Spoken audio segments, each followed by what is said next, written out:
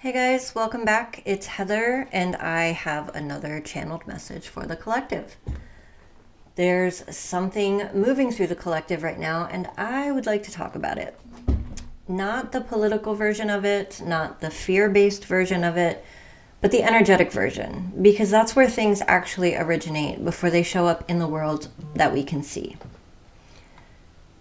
If you have been feeling like things are coming apart at the seams, your relationships are shifting, patterns are surfacing that you thought you'd already healed, or a restlessness that doesn't quite have a name, well, you're not imagining it, and you're not behind. You're not failing some invisible spiritual test. You are in the middle of something. And this transmission is about what that actually is, why it's happening right now, and what the guides and the collective field are asking of you while we are in the middle of it. So let me get into position, get centered, and we'll open the channel. Okay, here we go.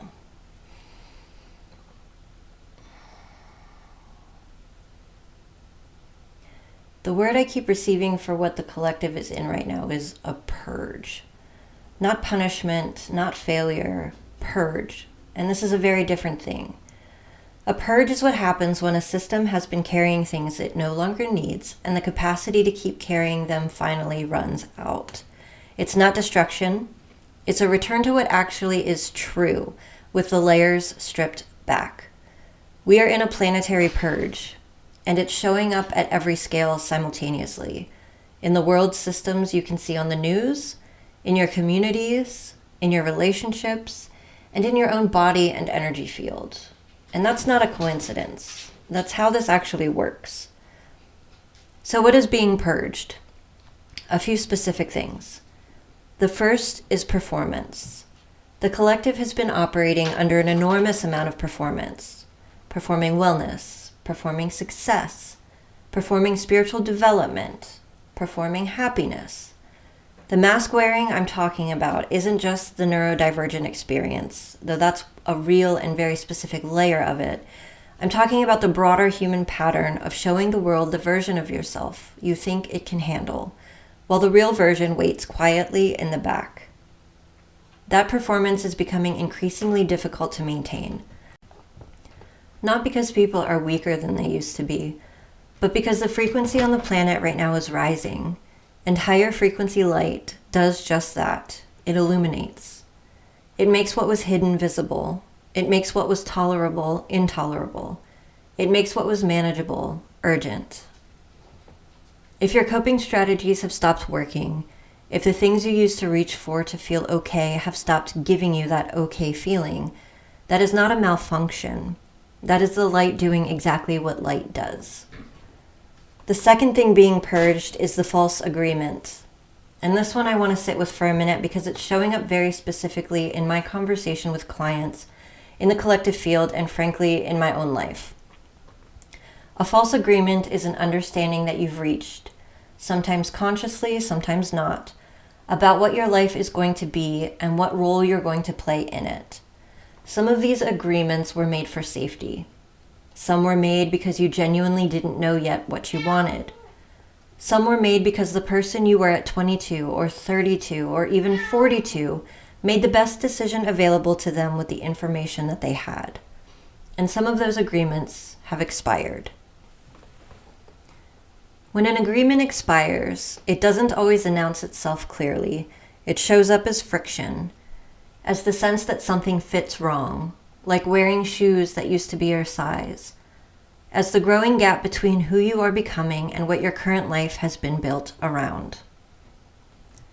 If you've been feeling that, if something in your life is no longer fitting the way it used to, and you keep trying to adjust to fit it rather than acknowledging that maybe it's the situation that needs to change, that's an expired agreement asking to be renegotiated. The third thing being purged is the illusion of external authority.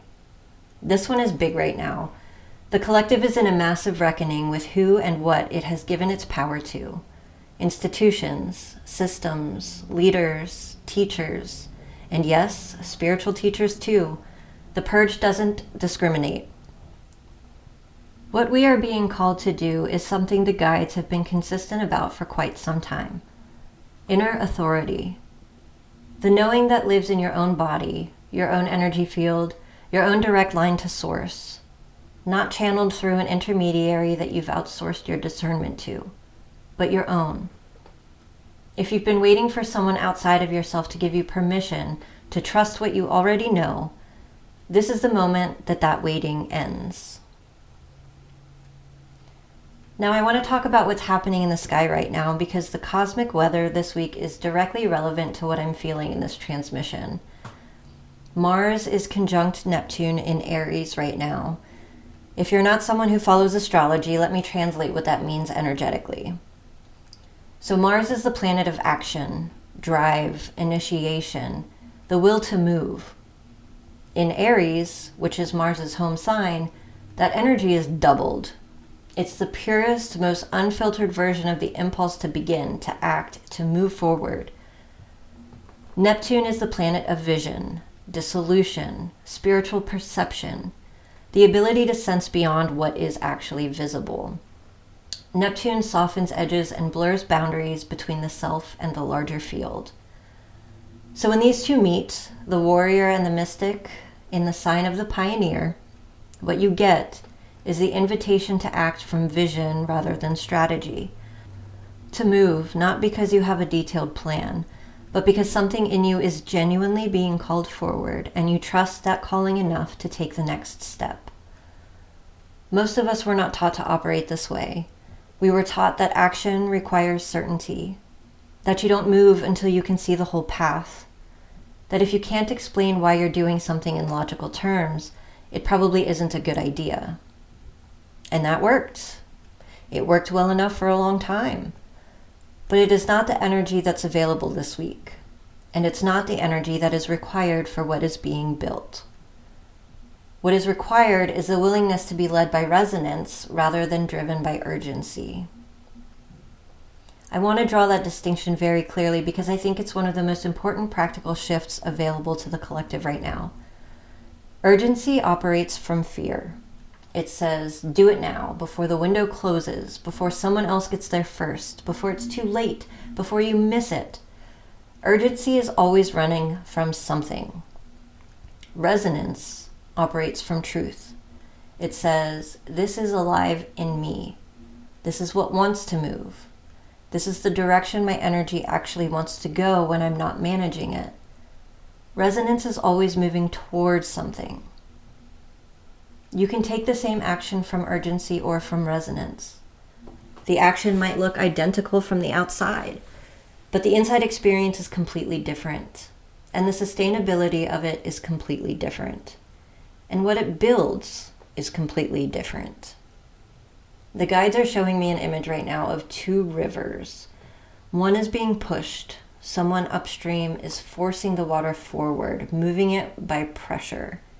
And the other is flowing, following its own natural path toward the sea, navigating the terrain as it comes. Both rivers arrive to the same place, but one arrives exhausted and depleted, carrying everything that got caught in the current along the way, and the other arrives having gathered everything it was meant to gather, having carved the exact channel that it was supposed to carve. You are one of these rivers, and most of you have been the pushed one for a very long time. This week is asking you to find your flow. Okay, I want to open the channel fully now and bring through what wants to come directly.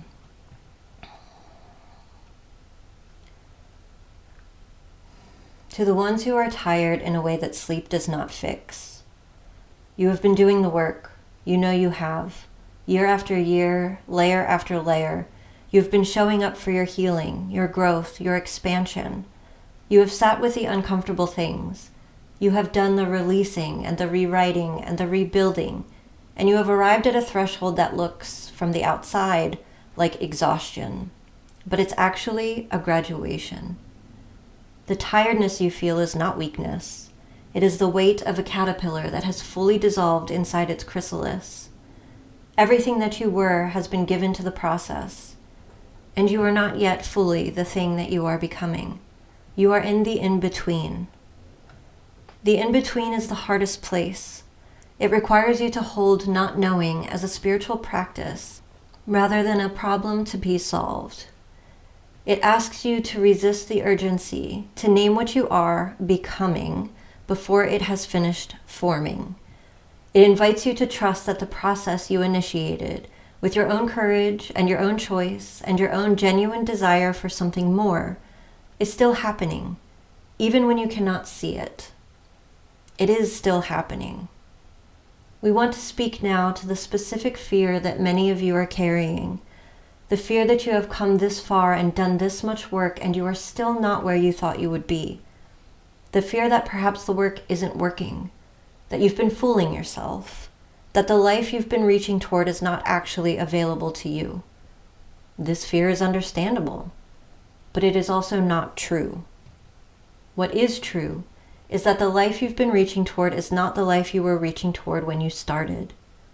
The version of you who began this journey had a vision that was bounded by what that version of you could see.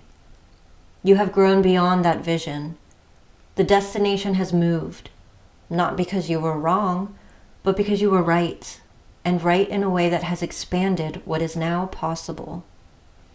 The life available to you now is larger than the one you originally asked for. Trust that. We want to speak of something else now that is showing up very clearly in the collective field. Many of you have been serving, quietly, consistently, without fanfare. You have been the steady one, the strong one, the one other people come to when they are struggling.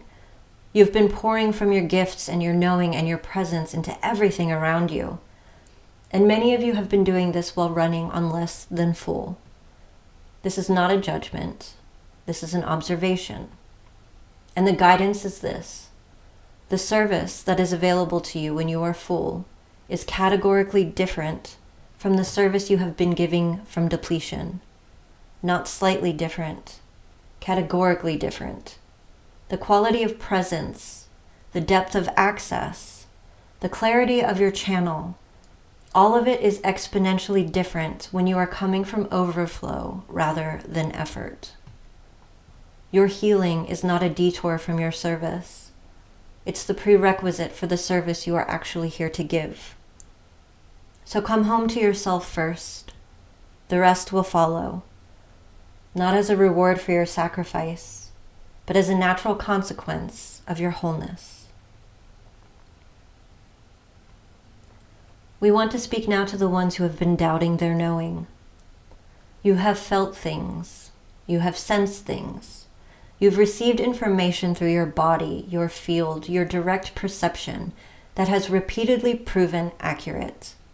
And you have repeatedly found ways to talk yourself out of it, to defer to the external, to decide that the knowing that arrived quietly and without drama was less reliable than the voice of the world telling you what to think. Well, the world's voice is very loud right now, and it will become louder before it becomes quieter. And the only navigation system that will serve you in what is becoming is one that lives in your own field. You are not born with intuition as a nice supplemental feature.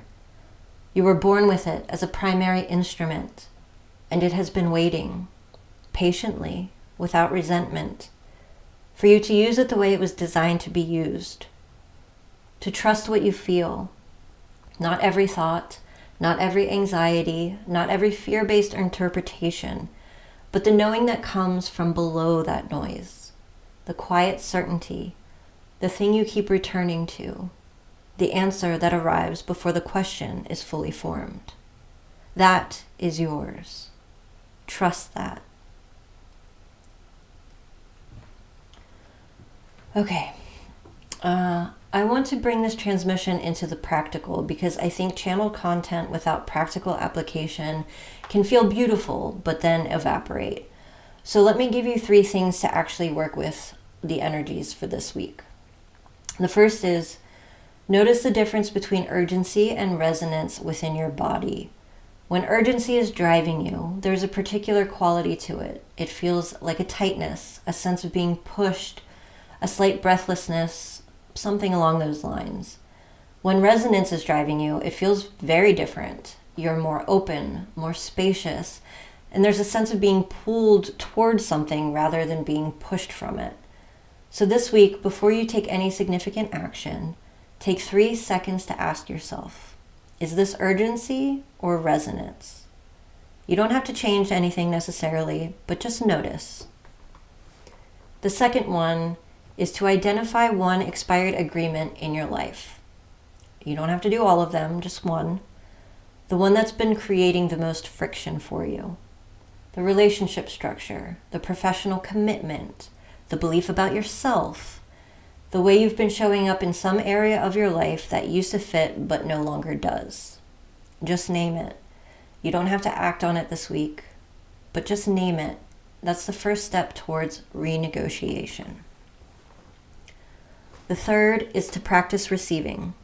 Not giving, not producing, not being useful, but receiving. Whether that's a conversation where you let someone else support you, a creative practice where you have no output goal, or even just spending time in nature where you're not really doing anything except being present. Even 10 minutes of genuine receiving changes the energy of everything else that you do. So those are the 3 things: urgency versus resonance, naming an expired agreement, and being open to receive.